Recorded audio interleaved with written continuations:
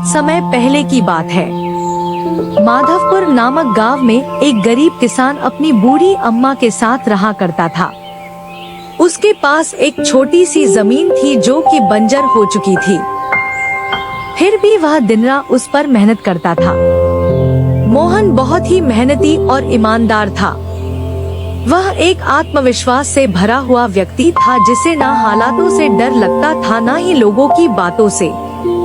हर दिन सूरज उगने से पहले ही वह उसी आत्मविश्वास के साथ उठता और अपने खेत की ओर बढ़ता जहां सिर्फ बंजर जमीन थी, लेकिन उसके सपनों की हरियाली छिपी हुई थी। उसे यकीन था कि एक दिन उसकी मिट्टी उसे जरूर जवाब देगी, सोने जैसी फसल बनकर। ओ बेटा मोहन, तेरे लिए मैंने जमींदार से बात कर ली है। वो तुझे अपने पास काम पर रख लेंगे। तू भी जाकर उनसे एक बार बात कर ले बेटा। अब हमारे बस की बात नहीं रही। कम से कम वहां रहकर तू अपना गुजारा तो कर पाएगा। मुझे तेरा बहुत ख्याल है मोहन, इसलिए यह कदम उठाया। जाकर बात कर ले, सब ठीक हो जाएगा।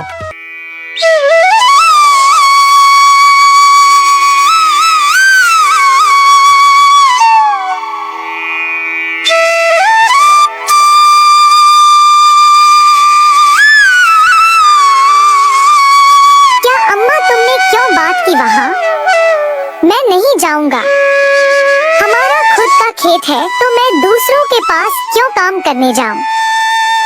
मैं गरीब सही मगर खुददार हूँ। मैं अपनी मिट्टी में पला हूँ, उसी में पसीना बहाऊंगा।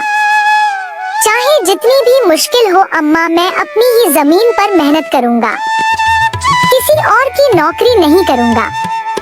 अरे मोहन, उस बंजर जमीन में क्या उगाएगा तू? वो जमीन अब बिल्कुल बेकार हो गई है बेटा। ना उसमें नमी बची है ना जान। तू अपनी जिंदगी यूं ही जाया कर देगा। उस जमीन को संवारते संवारते मैं जानती हूँ तेरा हौसला बड़ा है, पर बेटा हौसले से पेट नहीं भरता। तू मेरी बात मान ले। वो जमींदार कम से कम तुझे रोज की रोटी तो देगा। अपनी जिद छोड़ दे बेटा। तू थक जाएगा पर वो जमीन कुछ नहीं देगी तुझे। अरे अम्मा, तुम बेकार में ही इतनी परेशान हो रही हो। देखना, एक दिन मैं उसी जमीन से सोना निकालूंगा। यह जमीन ही हमारी सबसे बड़ी ताकत बनेगी। मोहन खेत में काम कर ही रहा था कि तभी वहाँ पर एक आदमी आकर बोला, अरे मोहन भैया, आपको भी मानना पड़ेगा। आप फिर से इस बंजर जमीन पर मेहनत कर रहे हैं। अरे मंगेश भैया, अब क्या करें? जमीन हमसे ज्यादा मेहनत करवा रही है, पर क्या करें? धरती तो माँ समान होती है, जैसा वह चाहे वैसा ही करना पड़ता है। कभी सख्त हो जाती है, कभी चुपचाप सब सह लेती है, कभी बीज को छुपा लेती है तो कभी उसे जीवन दे देती है। हम तो बस उसके बच्चे हैं जो उसके हर रंग को अपनाना जानते हैं। थक तो जाते हैं भैया, पर जब मिट्टी की खुशबू आती है ना तो सारी थकान उतर जाती है। उम्मीद है यह माँ हमें खाली हाथ नहीं लौटाएगी। बस थोड़ा और सब्र, थोड़ा और विश्वास। आप जैसा मूर्ख तो मैंने आज तक नहीं देखा भैया। क्या सोचते हो आप? दुनिया कहां से कहां पहुंच गई और आप अब भी उसी बंजर जमीन से उम्मीद लगाए बैठे हैं। मोहन के पास उस आदमी की बातों का कोई जवाब नहीं था। वह वहां से अपने घर चला जाता है।